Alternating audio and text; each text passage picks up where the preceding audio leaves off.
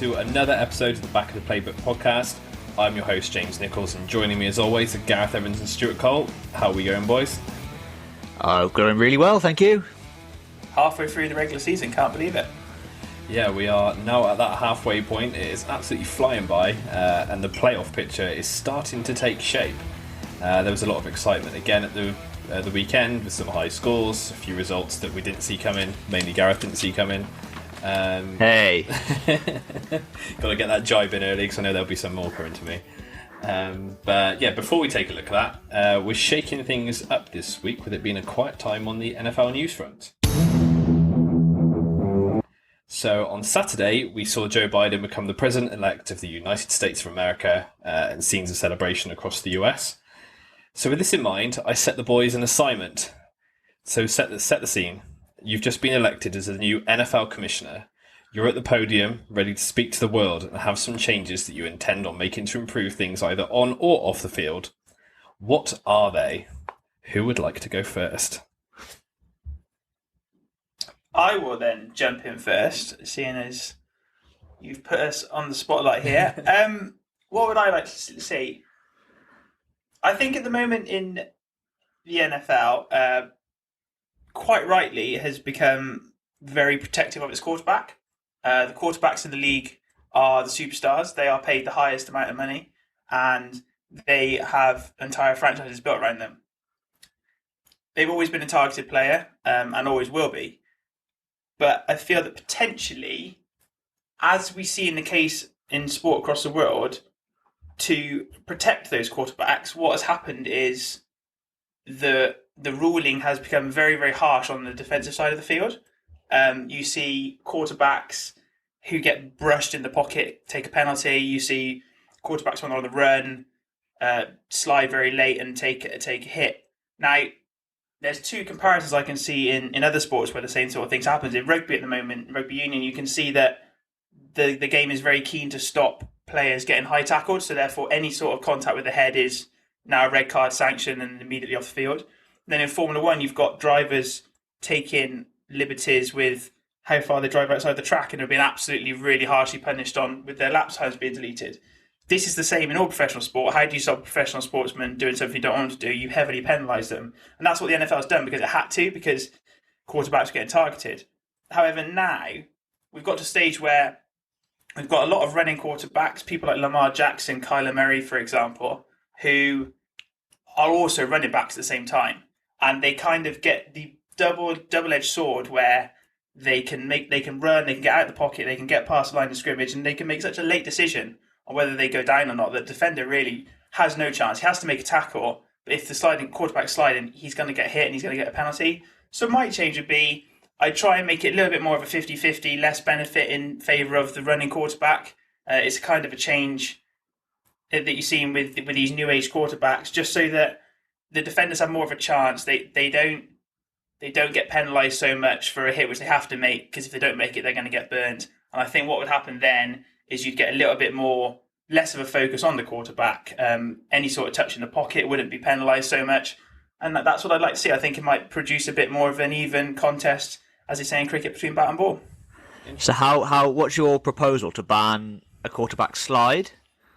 No, I just like to see that when a quarterback is sliding, that if a defender's made the same movements to make the tackle at the same time and gets it a split second wrong, he doesn't get penalised. So if they're already in the motion to tackle, if the defender and the quarterback make the motion at the same time, it's not always in the quarterback's favour. See, I thought you might be going down the route of when we saw, the one of Clay Matthews comes to mind when all the body weight on quarterback stuff came in. I think body weight on the quarterback, that was the right call, because they had to make a stop for that happening, and they had to go so hard. That's what I was getting at with what you see in rugby and in Formula One. You've got to go so far over the line to make those changes happen. And I feel like because they've had to do that, because it absolutely had to be done, we now need to start reining it back a bit to make it more of a contest, because I feel like there was one on Lamar Jackson this weekend, and he went to ground so late and got the penalty. And the defender's got no chance. If he doesn't do anything, it's touchdown. Lamar Jackson's gone. So I feel like there just need to be a little bit more of a competition between the two. Otherwise, at the moment, it's so heavily stacked in quarterback's favour that defences are really struggling. Yeah, while I agree with you, it's important to think player safety. I think the reason that the penalties are so stringent is that there's a lot of contact to the sort of head and neck area of quarterbacks when they're sliding. So I think you would, well, I would certainly want to keep any contact to the head and neck of a quarterback absolutely. is sort of a penalty. But I do agree that if you're one-on-one with Lamar Jackson, who has the ability to step you or to go like blow past you, you have to try and make a tackle, and it is really difficult for defenders at the moment. You saw it. We had Sam Darnold did a fake slide. It was a great bit of skill, but the defenders got absolutely no chance. And yeah, absolutely, any sort of illegal contact, head on head, helmet, absolutely, that's got to stay. But it's when it's into the body, it's happened because it's been the slide is so late. I feel like if that ruling was in there, quarterbacks would probably protect themselves more, because at the moment it's so heavily stacked in their favour that they can make that late decision. And just think it might open up the game a bit. And then also we might see some less of a focus on these penalties in the pocket because they're so heavily stacked in the quarterback's favour there, just when a quarterback gets brushed and we get a foul on them. And it might make it a little bit more in defenders' favour. But yeah, it's a small change, and it's what I could think of when you put me on the spot, James. That's right, yeah, it's 24 hours, so that's not too bad. Right, Commissioner Evans, what have you got for us? So mine is sort of relevant to this season. It has been something that I've seen mentioned. I would be removing an automatic home playoff game for a divisional winner. Okay. So I would do home playoff games purely based on the seeding. I'm not taking away a divisional winner making the playoffs, but I'm giving home games based on the seeding rather than an automatic one. 4 times teams have made the playoffs with losing records. Twice was in one season, which was the shortened 1982 season, where they only played 9 games, and both teams that finished 4 and 5 made the playoffs and lost. And then it's happened twice in the last decade, actually. So in 2010, the Seahawks made the playoffs. They won the NFC West at 7 and 9.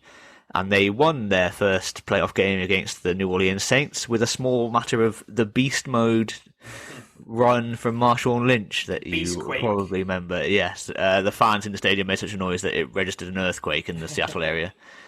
And then, James, your Carolina Panthers in 2014, Cam Newton's pre-MVP season, so they were a good team going in. They'd lost a few games because Newton was injured in that season, and they also won their first playoff game.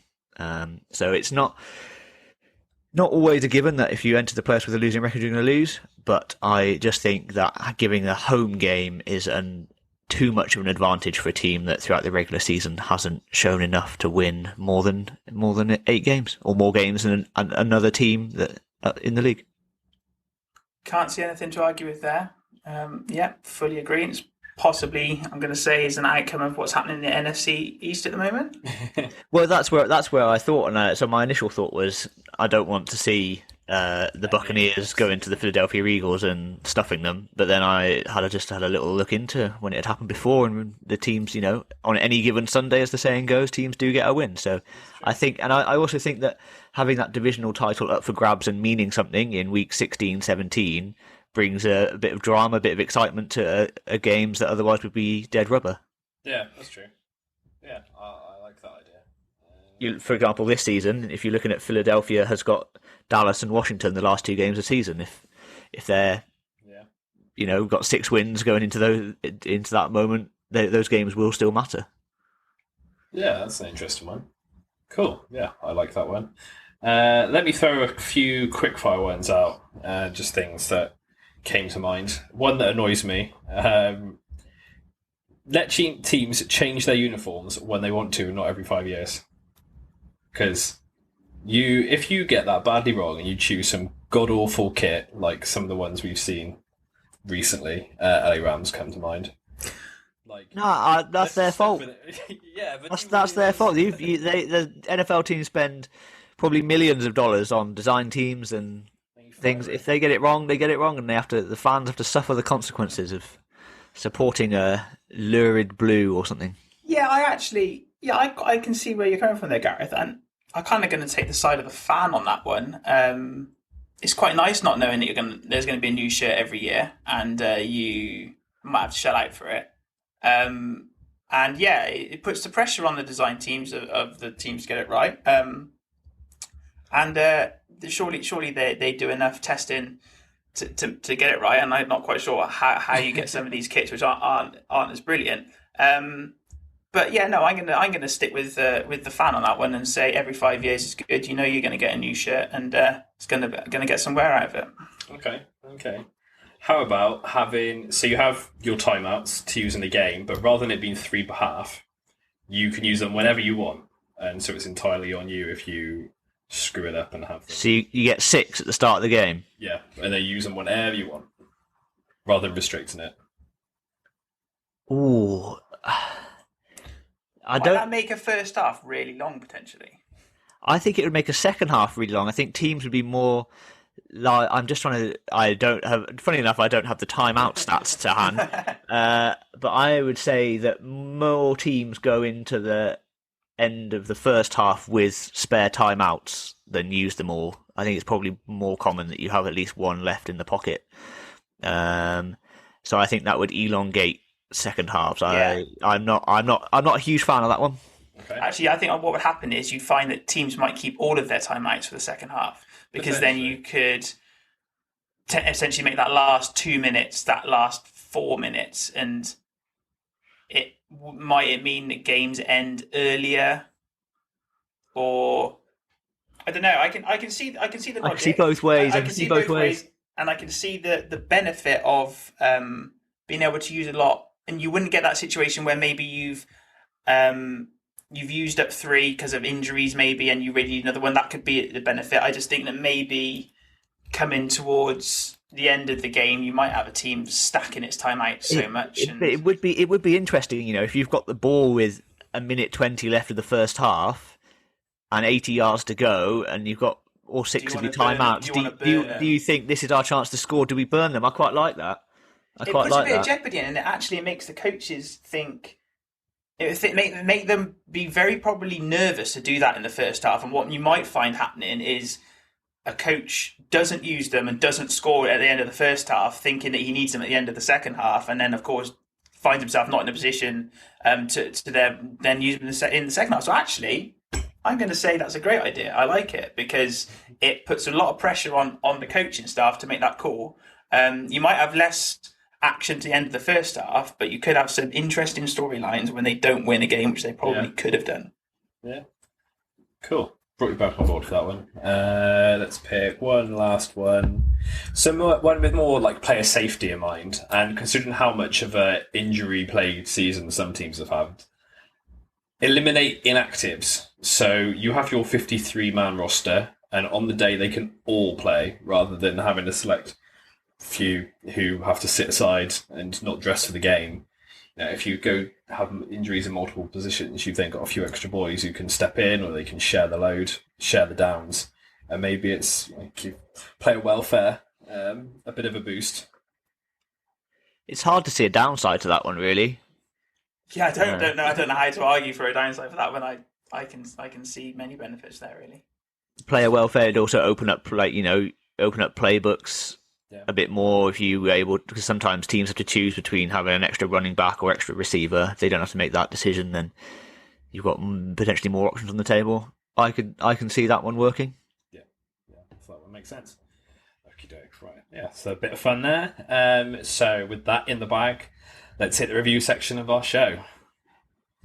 So we'll begin our deep dive for the first game we previewed last week, which was Ravens at Colts.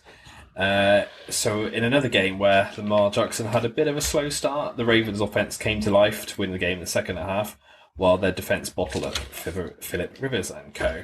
Gareth, what do you make of that one?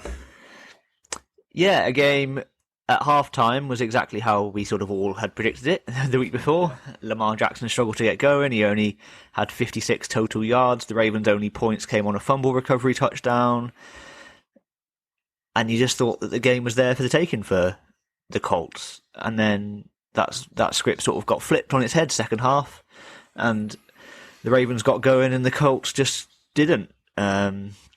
Rivers did end up with 227 yards on the day, but it never really looked like being enough. They didn't score second half. It was just that Ravens defense adjusted, bottled them up completely, and that was all she wrote. Yeah. And that's a bit of a concern for the Colts moving forwards, is that that offense is letting that defense down at the moment. Yeah, almost like the Colts are in an advanced level of the Bears almost. Their offense is better, but you can see the same sort of patterns emerging. For what I had this one down as the Ravens defense did the job, got the win quite comfortably really, and it was in the third quarter where you had the Ravens fumbled it, but very next play you had the Colts through an interception and the Ravens end up scoring a touchdown, and it just took the game away really. And you could see the pattern of how the game was going to go from there on, and ended up being quite a regulation win for Baltimore. It did. The Colts rely on sort of Rivers in his short passing game, but the Ravens completely stuffed that up. And I think his longest completion was in the fourth quarter. I think for like 20 yards. 21 yards. The Colts did miss T.Y. Hilton as that sort of deep threat receiver, but I'm not sure it would have made a lot of difference. I think Rivers is very quick to check it down these days. Yes, he is. It was actually the first time the Ravens have won a game when they've been behind at halftime for 2 years. Well, this is that discussion we had last week about them winning games from behind and how they can play. I mean, it was only a 3-point lead that the Colts had going into halftime. It wasn't quite the deficits that they'd been facing, but it's still interesting. This was a big-time defense that they played, and they did get that win against another playoff contending team that maybe they hadn't so far this season. So, does that stat also say how good they were last year and getting out in those leads, and they haven't quite seen as much as that this year, maybe? Yeah, I'd be interested to know how many halftime deficits they faced in that time. That is a very good point. I don't have that stat to hand. It's always two sides to a stat. That is very true. Okay, next game. So, Josh Allen tore apart the wretched Seahawks defense at the weekend, leading the Bills to a 44-34 win, and possibly the game of the weekend. He had 31 of 38 passes, 415 yards, and 3 touchdowns. So it was the MVP caliber performance we hadn't seen for a few weeks, and he put on a show that Seattle couldn't keep up with. Stu, pick this one up for us. Well, I think you just said it all, haven't you? You just read out all the stat lines, quite frankly. I've got more. Yeah, absolutely huge performance from Buffalo, really, and not what we saw coming, but I can see how it happened, considering what had happened against New England the week before. Just getting the win. They came out, had a statement game in two MVP quarterbacks. Josh Allen, the Buffalo, big point to prove, and in the end, it was Seattle, 2 interceptions, 2 fumbles, kind of. When you're playing against a team which is on it as much as the Bills are, and no matter how good Russell Wilson and DK Metcalf have been this season, you give up four turnovers, then you're not going to win this game, seeing as though the Bills came out of the gates absolutely firing, really. There's a big moment in the second half, Jamal Adams giving a penalty away when they had to stop. And yeah, again, kind of, whilst the romantic in you wanted to see another Russell Wilson, DK Metcalf last quarter drive for a comeback, you could just see it always being a Bills win here, and they got the points on the board, and shooted out Seattle. Yeah, that Seattle defense is a real cause for concern. It's giving up more yards than anybody else in the league. Giving up more yards and points, and you can't win a Super Bowl with a defense like that. No. Frankly, they're a bit like the Dallas Cowboys 2.0 in that they have their MVP quarterback who's doing it all and covering up these cracks, and then as soon as he slips and give those turnovers like he did on the weekend, that's it. They don't have that other side of the ball to hold up. No, it's a far cry from the Legion of Boom days when they had that feared defense. It's now the opposite way. It's just too easy to score against them, especially when you've got a quarterback like Josh Allen. The Bills teed off on them because they knew they could, and like you said, that there was no fear factor at all from Buffalo. They came out, they put their marker down, and that was pretty much it, really. You don't need a run game to beat Seattle. They give up so many easy completions over the middle. It's just really, really too easy for an NFL team to be able to pick you apart. Yeah, it's probably maybe only one of the games so far where Wilson didn't possibly look like an MVP candidate, because that Bills defense got to him. Like Stu said, there were 4 turnovers, 2 picks, 2 fumbles in a bit of a unlike Russell Wilson game. So, also they still got 34 points, but Josh Allen was the better quarterback on the day. Yeah, delivered when needed. He did indeed. Another quarterback that delivered, though slightly less of a challenge, was Aaron Rodgers when he went into San Francisco with his Green Bay team and got the win against the ever injury-stricken 49ers. Devontae Adams had a huge game. So Gareth, what did you see here? Well, unfortunately for the 49ers, this was sort of what we had predicted. This was the game we probably predicted the most accurately all weekend, or all week 9, as it was on Thursday. The injuries just caught up with the 49ers. They scored 2 late touchdowns to make the scoreline a bit more flattering, but realistically, they were never in the game. Aaron Rodgers fairly cruised his way to 300 yards and 4 touchdowns. Like you say, Devontae Adams had a monster day, 173 yards and a touchdown. Scantling getting involved as well. Yeah, the Packers' offense is a threat to anybody in the league, let alone 49ers defense missing their premium pass rusher in Nick Bosa and not having much on the offensive side. And unfortunately for the 49ers, it doesn't get much easier. They got the New Orleans Saints coming up this week before their bye. They desperately need that bye week to try and get healthy. They're 4-5 at the moment. They are bottom of the NFC West. They're wobbling a little bit in their playoff hunt. They just need to get healthy. Yeah, for me, it was 3 punts and interception in the first half of the 49ers. Yet you're never going to be able to catch up with an Aaron Rodgers Green Bay when you're giving him so much time in the pocket to throw that deep ball, and if you're not scoring yourself. So, like you said, it was some second half points from the 49ers to dress up the scoreboard. But again, pretty regulation win for Green Bay, as I think the 3 of us kind of saw coming. Yeah, I think we all had this. I think the general thing we said was just too many injuries to stop Rodgers. And after Green Bay had a surprising loss the week before, they came out and just did what they needed to do to get it right. So it's another win for them as they march towards the playoffs. And we've got another divisional game up for our 4th game, which was the Saints at the Buccaneers. A game that we did not correctly pick. Yep, took the words right out of my mouth. It's a one-sided game that we did not see coming. We all thought it would be a lot closer. Drew Brees reclaimed his title as the NFL career touchdown passes record holder as the Saints walloped Tampa 38-3. And it's the first time a quarterback or team has done the double over a Tom Brady-led team in his career. So, Stu, where does that put the Bucs now after ending their winning streak? You know what? In sport, sometimes it's just not your day, and nothing works. Like literally nothing. You can play all day, you can play all night, you can never score a goal, you can never score a try, you can never score a touchdown. You can't do anything. Whatever the opposition does, it seems to pay off, and that's what it just seems to be for the Buccaneers. This was just one of those games which just got away from them so quickly. They were 21-0 down with 11 minutes to go in the second quarter, I think. Then they were 28-0 down. You're just not in the game then. And essentially the game is kind of irrelevant from there on, which is why you end up in a big scoreline and only scoring 3 points.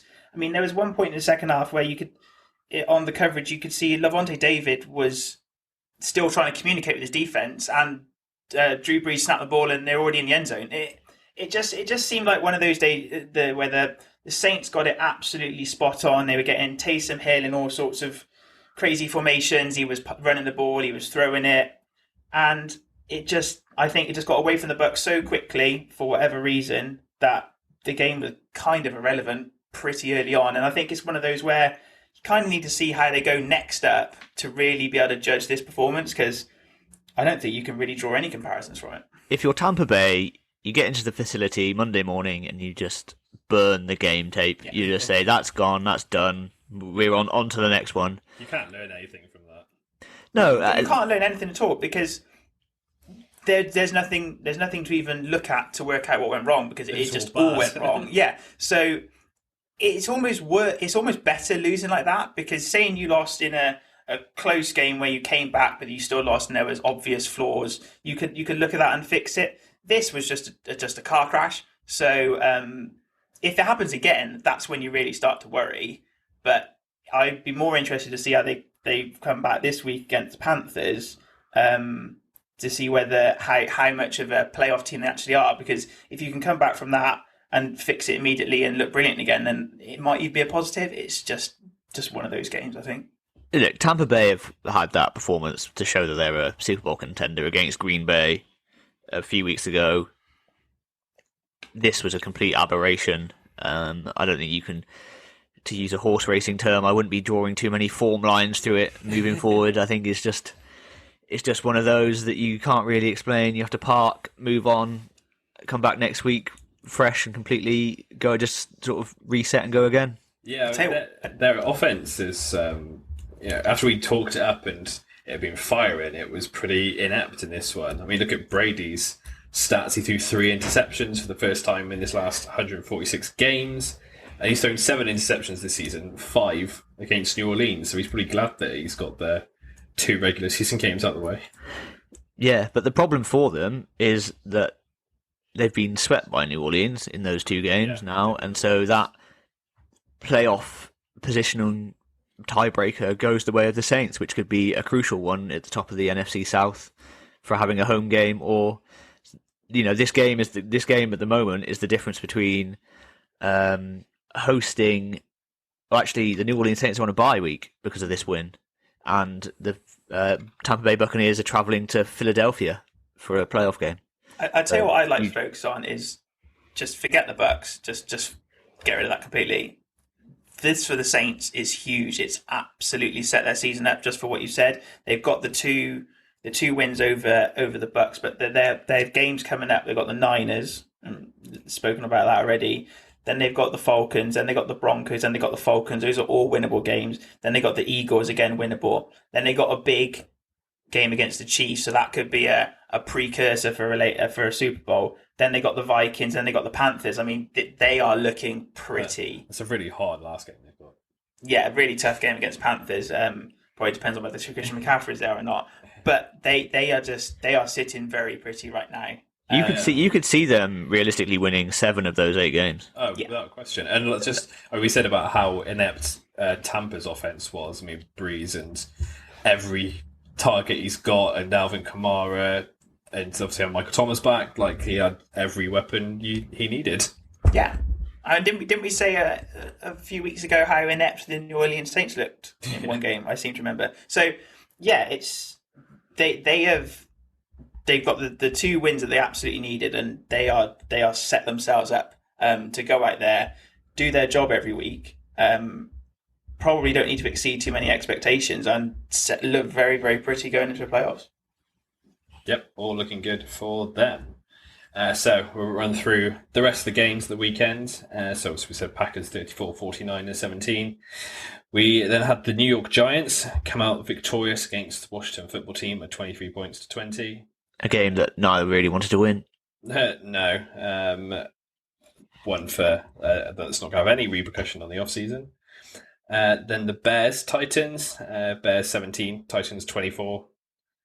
Goodness me, that Bears offense is abject. It's the same old story every week. It is. We'll keep writing the same things because they keep doing them. We then had the Lions 20, Vikings 34. So Vikings, they've got a couple more wins under their belt in the last few weeks. Dalvin Cook rolling. That's what they've got. True. They've just got to, they've found their formula for winning, and they've got to stick to it now. Bit like Tennessee did last season with getting on Derrick Henry's back and hoping he'll carry you. Just set the offense through Dalvin Cook. My Carolina Panthers 31, Kansas City Chiefs 33, and a game that was a lot closer than I thought it might be, and a lot of positives to take, I think, from a loss. Yeah, a lot of positives for Carolina. They went with the Chiefs and didn't look out of place, kept pace, and had a long field goal to try and sneak it at the end. Monster, and it wasn't actually that far away, really. No, it had the legs, just not the accuracy. So, yeah, one of those games where, pretty good outcome for Carolina. Definitely learned a lot more than the Bucks would have learned against the Saints, put it like that. A good one for Kansas City, though. Bit of a, you know, Kick in the backside. Yeah. Yeah, but you still get the win. Yeah. Yep. Texans 27, Jags 25. I mean, again, two teams that aren't troubling in the playoffs. No, fun game to watch, though. When teams can't defend the pass, but it was fun. It always makes for an exciting game. Ravens 24, Colts 10, Seahawks 34, Bills 44. And then Gareth's Atlanta Falcons 34-27 victors over the Denver Broncos. I told you they were going to win, and neither of you believed me. It's quite hard to believe after the season they've had. Hey, they're 3-1 under Raheem Morris. If ironically, that's because they're only 3-1. They should be 4-0, but they scored. That's an unusual one. That is true. Yep. Raiders Chargers. Raiders coming out 31-26 in that one. So keeps them in the playoff picture. Chargers got a losing habit at the moment. Can't seem to buy a win, even though they're playing brilliantly. They did snap their 4 games, giving up or blowing a 16-point lead, though, by never actually having a 16-point lead. That's one way to break that streak. Steelers Cowboys, probably closer than we thought it would be. The Steelers kind of laboured a bit, and Big Ben was out for a bit. 24-19. Yeah, very laboured is the word, I think, for that one. Very accurate description. You just always just expect, all right, this will be the drive where they get going. Oh no, it's not the next one. And they never quite got out of sort of third gear, but luckily for them, they only needed third gear to beat the Cowboys, starting their 4th string quarterback. Yeah, it kind of looked like they just thought they were going to roll up and win, which they eventually did, but just probably the look on Ben Roethlisberger's face at the end looked probably a bit more stressful than they thought it was going to be. I expect so. It's probably kick up the backside that they needed as well. Well, yeah, and again, they won. They defended that pass into the end zone at the end of the game. Otherwise, it could have been a real problem for them. Yeah, it would indeed. Then we had one of the games of the weekend when we said it might be sneaky good last week, and maybe we should have previewed it, and that was the Dolphins 34, Cardinals 31. Great game. 2 young quarterbacks going at it. It was fun to watch.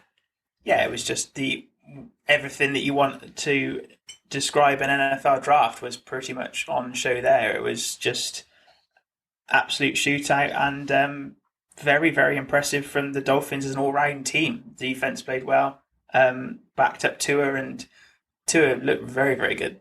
He did, yeah, because it was his second start, so all good there.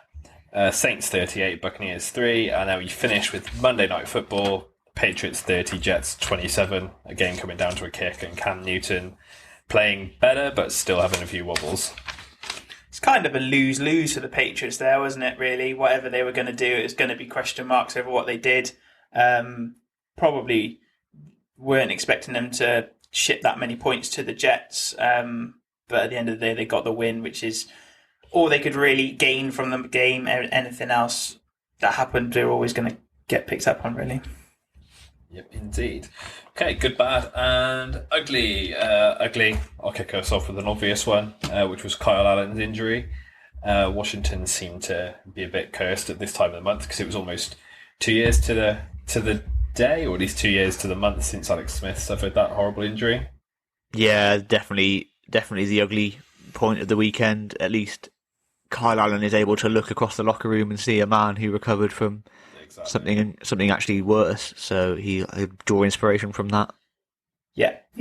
Best wishes to Kyle Allen in his recovery. Yep. Bad.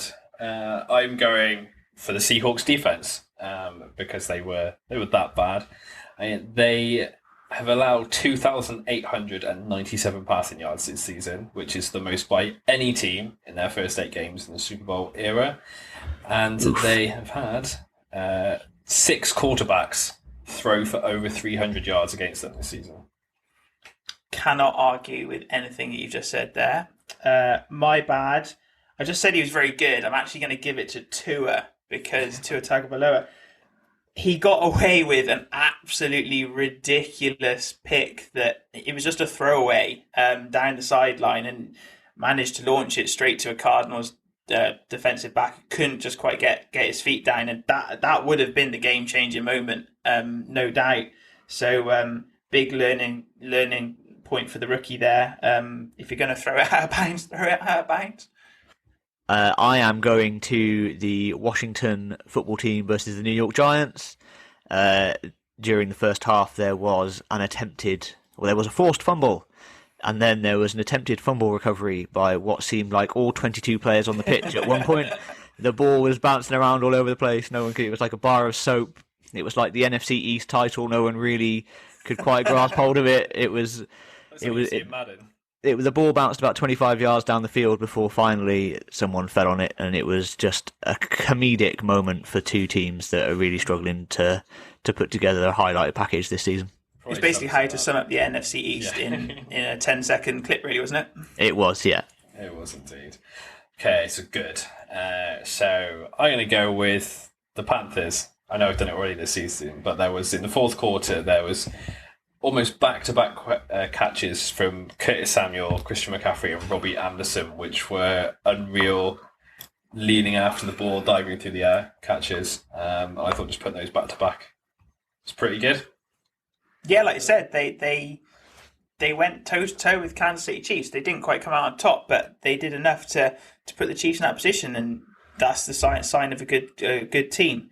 For me, my good, I've included them in plenty of bads already this year. I'm going to give it to the Dallas Cowboys and their special teams because they turned up to play, and it must have been what the coaches have seen because they were just on it. And it was an example of when your offense is struggling, your defense is struggling, how can you get yourself into a game? They continually were putting their team in an amazing field position. You had blocked kicks, blocked PATs, you had a kick return that nearly went the length, and then you had the absolute miracle, pretend that you've pulled a hamstring play, throw it across the other side of the field and run it back. It was just, I said it about Kyle Shanahan a couple of weeks ago, perfect coaching. This was a brilliant example of how to extract every single ounce of talent and ability out of a very, very injury-hit team and to give yourself a chance against a Super Bowl contender. It was just brilliant. Yeah, good little shout. I'm going to go for a quarterback making their NFL debut, and it's Jake Luton of the Jacksonville Jaguars. 73-yard touchdown in his second pass attempt. He got above 300 on the day. He also had a 13-yard rushing touchdown where he spanned the defender on the goal line to get in. All in all, to come in and start for a team that's down near the bottom of the league in terms of talent on the roster, a very solid debut. So he's getting my good for the week. Nicely done.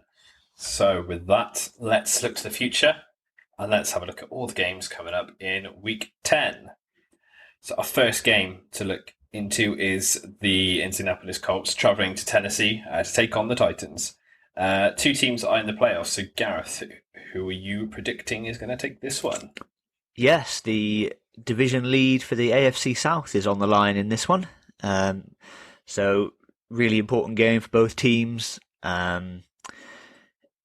It sort of comes down to me a bit like we've talked about with the Bears before, is how well can that Colts defense hold up, and can it put its offense in a place to win? They have the second best run defense in the league after the Steelers.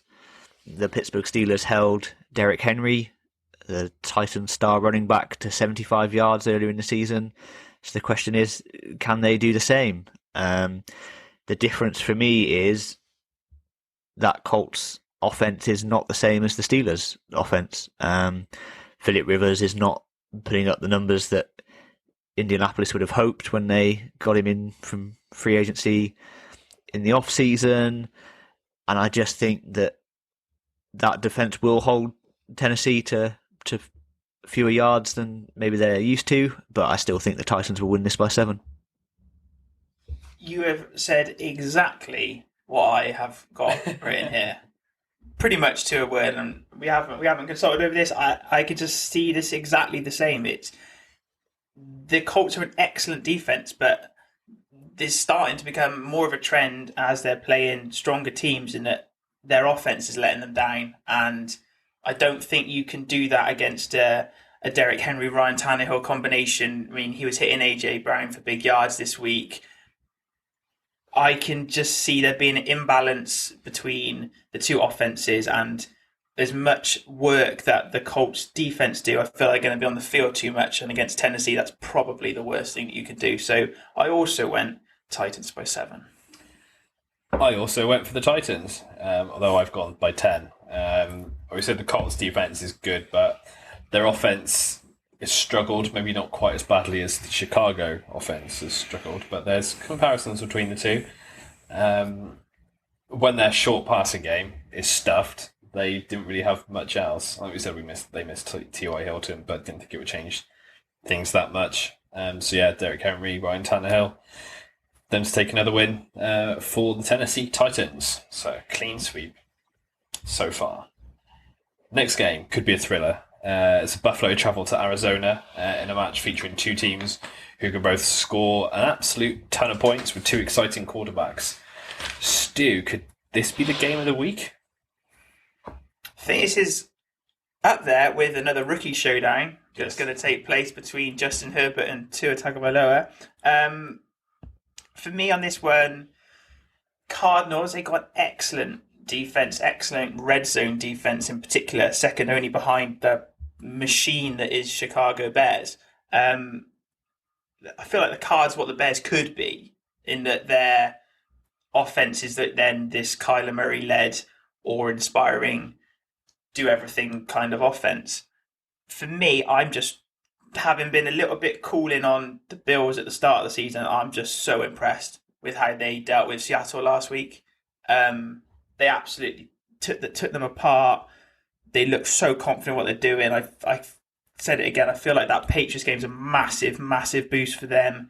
And seeing as though the Cardinals got into a bit of a shootout with the Seahawks a couple of weeks ago and ended up very close going to overtime, how you don't play overtime between Seattle and Arizona, I can just see the Bills pretty much using the same template to do it again, and therefore Bills by 6 for me. See, this Cardinals defense is better than the Seattle one. Yeah. And the Cardinals and Seattle are quite similar on offense in that they have quite similar stature quarterbacks, both very elusive. They're both able to run with the ball, both able to find targets downfield. And I quite like this matchup for the Cardinals. The Cardinals score more points than the Bills per game and concede fewer. So in my mind, that's a winning formula. So I've got the Cardinals by 3. Oh, I've got the same. I really like the matchup. I think it's going to be a great game. But it is just that better Arizona defense that's going to tip it for me. Cardinals by 3. I think what this game does, it's a really huge one for Josh Allen and his MVP playoff credentials, because if he does this one as well, backing up last week, backing up for Patriots the week before, they're looking hot. They are indeed. And that's what the Bills are. The Bills go as Josh Allen goes. Yes. Yeah. So if he has an off week, then they have an off week too. So cool. That's the difference. Me and Gareth do have games to catch up, so that could be one of them. Come on, Josh Allen. Seahawks at Rams. So we've got another NFC West divisional game on our hand. This time it's Seattle going to LA to take on the Rams and try and put some distance between themselves and the rest of the division. We've seen quite a few games from this division recently. So how do you see it going, Gareth? Well, as we touched on during our review of the weekend games, this Seahawks defense is now becoming a real major cause of concern for me. They're conceding points at a rate that no Super Bowl champion ever has done. As you mentioned, they've conceded over 2,000 passing yards already this season. The average that they give up is 360. It's not a formula for consistently winning games. I like the Rams coming off a bye week. The Rams have also actually sort of had the wood on the Seahawks recently. They won 3 of the last 4 matchups of the last couple of seasons. So for two teams that see each other twice a year and have that familiarity, I think having a winning feeling when you play against a team is important. And I like the Rams to sort of peg back the Seahawks at the top of the NFC West, and Rams by 3. Okay. I mean, this game anything could happen, to be honest, because you've got, you say you like how the Seahawks like the Rams coming off a bye week and how the Seahawks defense isn't a formula for winning. Remember what the Rams did just before their bye week? They had a formula for losing in that they just were insistent on giving the ball away in the first half. So for me, I wasn't really sure how this one was going to go, to be honest. And a lot of me wanted to back the Rams coming off a bye week, being well prepped for the Seahawks, but I want to go for the Seahawks for this one.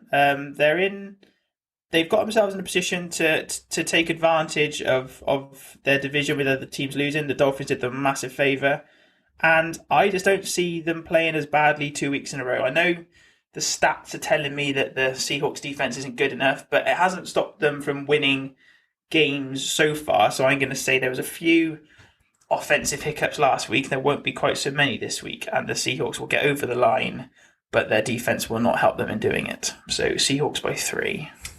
So I'm joining Commissioner Evans on this one. Russell Wilson did have a tougher time than usual last week, and he's got another mean defense coming at him with Aaron Donald and co. And I follow the stats, and the Seahawks defense for me is that bad that got to back the home team, and I'm going Rams by 7. It's interesting because when I first looked at this game, I sort of saw it as this is a chance for Russell Wilson to get back on track. They keep scoring points, but then you look at who they've played, and the defenses aren't as good as this Rams one, and the sort of toughest defense they played against this season is probably the Buffalo Bills last week, and they still put up 34 points. So they are just incredibly efficient on offense. But the Rams, a bit like we talked about with the Bucks, the Rams can't be as bad against the Seahawks as they were against the Dolphins. That is what I'm worried about. This is kind of one of those picks where I had no idea which way it was going to go, if I'm really honest. But yeah, look, it's a great game. It's a great game between two teams in the NFC. Really. Yeah, like you say, it could go either way. I would say it will be high scoring, as all Seattle games have done this season. Could go either way. I just like the Rams having had 2 weeks to sit on that absolute shambles and be completely fired up and ready to hit Seattle in the mouth as they come out the gate. Yeah, I would enjoy that for our prediction. So come on, LA. And our final deep dive, already mentioned this one, but 2 rookie quarterbacks, another exciting matchup. The one team has an eye on a wildcard spot here for the playoffs, while the other only has 2 wins. Stu, do the Dolphins keep rolling here? Well, do the Chargers keep rolling here and just actually win this one? The Chargers have currently got 6 losses for a combined 24-point margin, which is probably very unlucky. Or is it? Is it that they're scoring all their points towards the end of games and then not being able to close them out? Not sure. I really like the Dolphins, what they've done the last couple of weeks. They've played as a team. They absolutely backed up a rookie quarterback making his first start and gave him such an easy ride with the way their defense and their special teams played. Defense again turned up again against a much vaunted Arizona Cardinals. This time Tua joined in the fun, and offense looked very, very well oiled considering it was only the second start for Tua. So therefore for me, I'm going to go with the Dolphins on this one in another rookie showdown, because I think they're a more well-oiled team at the moment, which is surprising considering they've changed their quarterback halfway through the year. They were very, very impressive this weekend.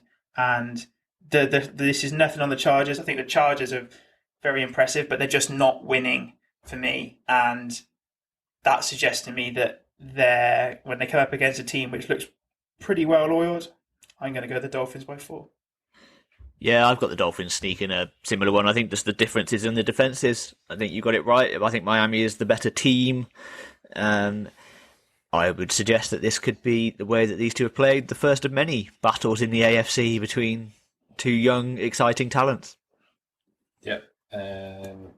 For me, I mean, the Dolphins have actually been really exciting to watch, even when they had Fitzmagic playing, and with Tua getting kind of less of a leash and more of the playbook to work with. They can put the points up, and like you said, that defense is good. So for me, it's Miami by 7. Yeah, I mean, Tua was every bit as good as advertised, wasn't he, on the weekend? And I all think he was credit, all as credit for good making the change in he Miami. he was as good as advertised because the team has allowed him to be that. Yeah. And that's very, very impressive and it shows a very unified team, and the way they're playing is seriously impressive. And that's why for me, when you come up against a team which isn't quite as not confident in what it's doing, but it's going to question what it's doing because it's losing all these close games, and that's inevitably going to lead to that. So therefore, for this one, I can just see that getting the Dolphins over the line. They're so well coached as well. Brian Flores is doing a great job there. Yeah, he looks like a really good hire for them, for this job, this rebuilding job that they want to do. Yeah, and if they keep rolling, they keep the wins coming up. Does he come into the Coach of the Year conversation? No, I think Mike Tomlin is smoking that. No, I would put Sean McDermott at Buffalo in that conversation with 7-2. I would certainly put Brian Flores in there. If Miami get 10 wins, I would say you have to put him in there because that's such above the expectation that the majority of people had for them entering the season. Yeah, and consider where they were at a year ago as well. Like the turnaround has been massive. This has come a year sooner for Dolphins fans. This type of performance. They've loaded up the next season's draft with the Houston Texans picks, which has worked out remarkably well for them. This was meant to be a year of seeing what they've got in Tua, and then we go again next year when we give him some more weapons. So yeah, absolute bonus for Miami. They're clearly so well coached in all phases, and they're going to be an exciting team to watch for the rest of the season. When we're going to see Tua versus Joe Burrow, Tua versus Cam Newton, Tua versus Patrick Mahomes. It's box office stuff in Miami. It is, and they're playing without pressure at the moment, which is what's impressive because they're not really expected to do anything. It'd be interesting to see if they start getting themselves into more wins and better position, how it plays out then. And like you said, we're absolutely going to get that with those matchups you just mentioned. So nothing this season can't go wrong for the Dolphins, really. So they're just taking advantage of it, and lovely position to be in. Yeah, we know that the UK has a big contingent of Miami Dolphins fans as well from back in the 80s. So there'll be a lot of fans happy here. Well, this is when we saw him play at Wembley, and it was a horrific game. It's already drawing comparisons to the Dan Marino era, which I think is a little bit soon. Slightly premature, yeah. It's 2 games in. 2 games. Just settle down, everyone. So they haven't had anything to cheer for a few years, so we'll let them have it. Know that feeling. Yeah, don't we both? Okay. Game that is probably entirely less exciting. Eagles at the Giants. The Giants have been improving, and the Eagles stuttering, especially their last game where their offense was a bit of a shambles despite the win. I don't think there's too much in this, so I'm going to take the Giants by 6. This week's NFC East matchup of delight. I'm not going to say too much about it because I don't think there's going to be too many highlight reels coming out of the game. I'm just going to go Eagles at a bye week, Eagles by 6. Eagles to sneak one by 3 for me, coming off a bye. Okay, all close. So we'll see what comes. That's not a good sign for the game if we're all saying that. No, that is very true. One that's probably not going to be close, Jags at the Packers. The Jags looked okay with their rookie quarterback last week, but they were against another poor Texans team. One-sided one for me. Jags aren't going to offer that much against Green Bay, considering how hot Green Bay looked last week. So Packers by 17 for me. Yeah, Packers by 14 for me. Packers by 10 for me. Another pretty easy game for them, and probably a nice slow-paced fourth quarter for them. Not much to do. Yeah, I think I like Devontae Adams getting in amongst that Jacksonville secondary could be another big game. Could be carnage. I think. Football team, Washington at the Lions. Washington lost again last week. Obviously, Kyle Allen went down, so Alex Smith will be back in the starting jersey. The The Lions are wildly inconsistent, and sometimes they put some good stuff together, sometimes it's some bad stuff. But I think they have enough to win here, so I'm going Lions by 7. Having Matthew Stafford back in practice for the full week, I think, makes the difference for the Lions. It's a tough one to call, actually. Both quarterbacks had multiple interceptions last week, so this game momentum could swing pretty fast, but I think the Lions by 3. Yeah, for me, I was looking at the Washington defense. It's very, very good, actually. It is ranking quite highly. For me, I just had the fact that Detroit are a bit of more of a settled team. Obviously, there's been quarterback changes galore for various reasons in Washington. And yeah, I just would gonna say Lions by 4 in one of their better performances in their up and down season. Might actually be quite a good game. I think could be quite a lot of intrigue. Could go quite deep into the fourth quarter here, and Detroit just about come out on top. Okie doke. Texans at the Browns. The 2-win Texans roll into Cleveland, who've had a bye, but a COVID-affected bye, with a few players, including Baker Mayfield, ended up on that COVID list. But despite that, the Browns are going to have too much, and I'm going Browns by 10. Yeah, the Browns blow hot and cold for me, and for me, this is one where they turn it on a bit, and might potentially get Nick Chubb back. Not quite sure when he's going to return, but he potentially could do. I just think they're going to have enough even without him. Texans giving up a lot of rush yards. They're only behind the Cowboys for that, I believe. So for me, the Browns by 7. Yeah, probably quite a high-scoring game. Both pass defences leave a lot to be desired, but the difference is in that Texans' run defence is far too leaky, and Nick Chubb might be back, Kareem Hunt, and the Browns' backfield will get rolling, I think, in this one, and they'll win by 10. That's a full house. Tampa Bay at Carolina. So Tampa coming off that hammering last week, whilst the increasingly entertaining Panthers lost a close one in Kansas City.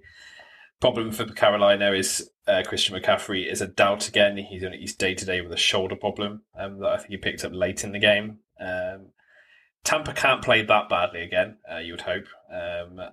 So it could be close, but I'm going to go with heart rather than head. I'm going Carolina by 7. Absolutely, I knew it. Which is I why knew I'm it going as well. because As soon as they held the Chiefs to a close game, I knew he was picking them this week. Yeah, I know you two are both going Bucks, so I've got to be different. I'm going Bucks because I can't. You said it. They cannot play that badly again. If they do not win this game, I think it is then more of a pattern that we can start looking at. So I'm just going to say I cannot see them playing that badly again. Yes, the Panthers are a good team and they've been playing well. It was the Christian McCaffrey question mark for me. But yeah, Bucks by 6. And I love you being a fan of the Panthers. Yeah, the Bucks used Carolina to bounce back after they lost to the Saints on the opening week of the season. I think they're going to do it again. I think they'll win by 7. We shall see. Broncos Raiders. The Broncos lost to Atlanta last week. I don't think they have enough to win this one up against a Las Vegas team that have notched up 5 wins now as they try to get to the playoffs. So for me, it's Raiders by 10. Exactly the same for me. Josh Jacobs has taken the pressure off Derek Carr, who showed on Sunday he was able to get the ball downfield through some absolute beautiful passes, one particular for a Nelson Aguilar touchdown. I like the Raiders to keep on rolling. Raiders by 10. Yeah, same for me. The Raiders got away with it a bit against the Chargers this week. They could have lost it right in the last play. But I can just see them having too much for the Broncos, and therefore Raiders by 7. 49ers at the Saints. 49ers now sit at the bottom of their division. The playoff hopes starting to slip away.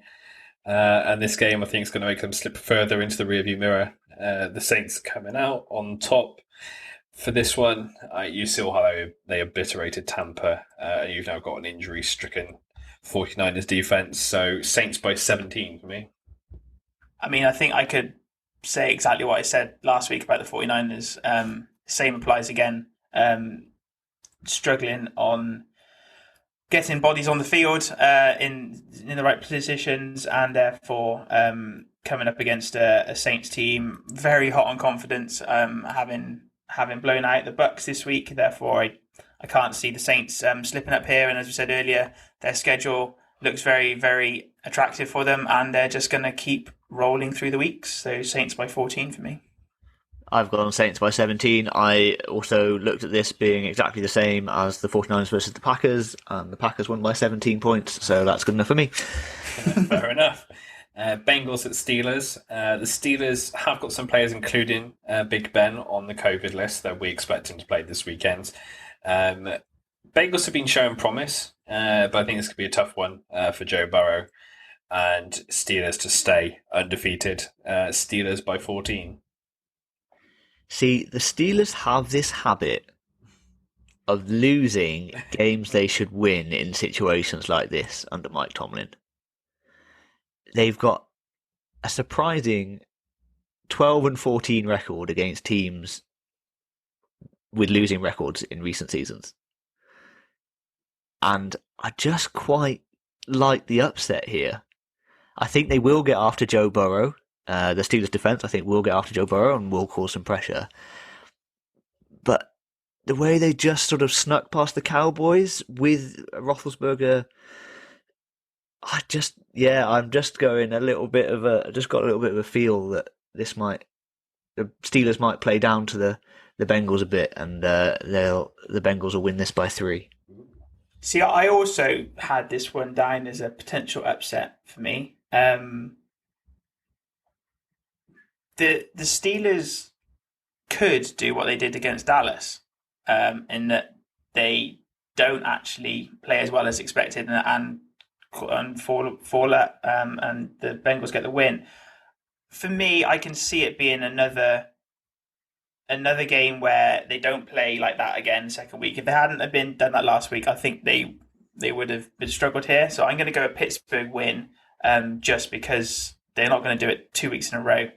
But I was just looking at the Steelers, and yeah, they're undefeated, but they played the Giants, the Broncos, the Texans, the Eagles, the Browns.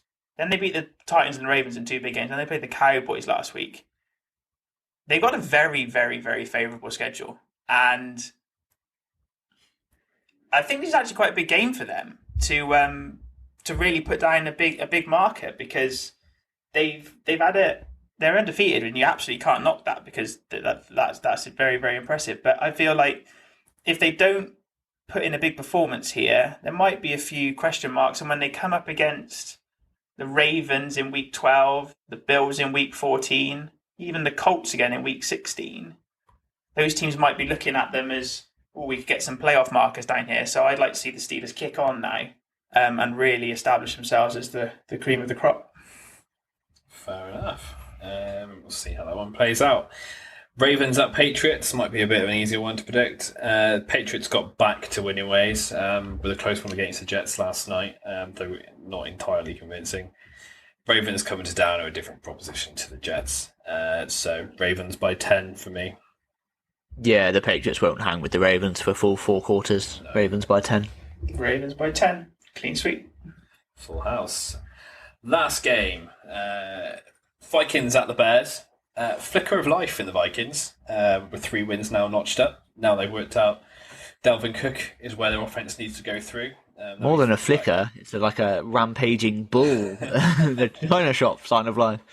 A big old fire, now that Dalvin Cook's fit again. And they come into town against what is quite a hard to watch Bears team, especially on offense. It may get close, but I'm going for the Vikings to get another W. Vikings by 7. I don't know what it is about these Bears, but Gareth did it last week, and he backed the Bears. I'm going to back the Bears this week. I so want to back the Bears this week as well, because it's going to happen at some point. I mean, yes, Dalvin Cook scored a 73-yard touchdown. If Detroit had 11 players on the field to stop it, it might have helped. They only had 10. So I don't think Chicago made that mistake. These Bears, their defense is so good. They suck you in, Stu. They draw you in with that really good defense, and then you watch Nick Foles just miss receivers over the middle, and you're like, why did I pick them? I'm gonna do it because I'm not sure. I think they can get enough stops on Dalvin Cook and that offense to put Kirk Cousins to make him play a little bit like Nick Foles, and it's a game I absolutely don't want to watch. But I'm going to say the Bears by 6 in a game of defense, and this Bears defense, I think I want them to win so much because they're so good and they keep losing. So I'm going to go for the Bears here. I'm desperate to go for the Bears for the same reason, but I did it last week because I saw them stuffing Tennessee, and they did. But the problem is, there's nothing else coming down. There's only so many times that I can't imagine being in the Bears defensive meeting on a Monday morning when they watch the game tape and they get an A+, and then the offense over the hall is getting an F-. Like, it's just it's the kind of thing that would make Matt Nagy's getting some criticism as head coach for various things about time management and play calling or whatever. He's considering play calling up, isn't he? If he manages to hold that locker room together when the fault is so clearly in one room, and when you play the game and as a defense, that it's we're doing all we can. It's your fault. It's really hard not to have that attitude of what is even the point if we get a stop, if we get a turnover, unless we score ourselves. It ain't happening, and that's really hard. That starts to seep in, and it can fracture teams. So it's a bit of a job there. But I think that's where it came in for me. I think the Vikings are a team which could give the Bears defense some scoring opportunities, and that's why I want to go for them here. I think they're still in a good position. They're not in a bad position, the Bears, and any capable offense, and they'd be looking brilliant. So I can just see almost them dragging the Vikings down to their level. The Vikings had a good couple of weeks, and therefore the Bears then come out on top. And it's one of those games where Minnesota has the ability to almost self-implode a little bit, and they did that against Chicago. It could be really bad. But I'm also fully aware that this could very much backfire on me. It'll be a close game because the Bears' defense is good enough to keep it close. But let's see which way it falls. So you going Vikings, Gareth? I'm going Vikings by 3. Yes, I'm not. I refuse to be suckered in again, and they're going to win, and then I'm going to be furious with myself. So talking of being suckered in, how did predictions go last week? How are we looking? Who's clawed back? Has anyone dropped off? So I have dropped into last place. I went 8-6, so I'm now a game behind James, who went 9-5. And Stu has stretched his lead at the top. He went 10-4. So see, this is why I can afford to back the Bears. This is why you can afford to take that risk. It's that one game. I tried it last week. I took the risk of backing them last week to try and get a game back, and it did not go well. I'm willing to give up that one game I game this week. I'm backing it on Chicago. Don't let me down, boys. I'll just focus on the fantasy league where I beat James to make him go 0-9 on the season. I'll just have that highlight. I'm going to win the playoffs. It's just going to happen. Right, so that brings us to the end of episode 11. We're halfway through the season, enjoying every minute of it. So as always, spread the word about us. Come get us at our socials, which are Back of the Playbook on Facebook, Playbook Pod UK on Twitter and Instagram, and then our SoundCloud and YouTube are Back of the Playbook as well. Feel free to send us constructive feedback, emphasis on constructive in that one. So yeah, it's a goodbye from Gareth. Goodbye. Goodbye from Stu. Goodbye.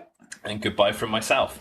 Next week we'll see what homework I've set the boys, if anybody has dropped out of the playoff race, and who is shining bright on their way to Super Bowl 55. Goodbye.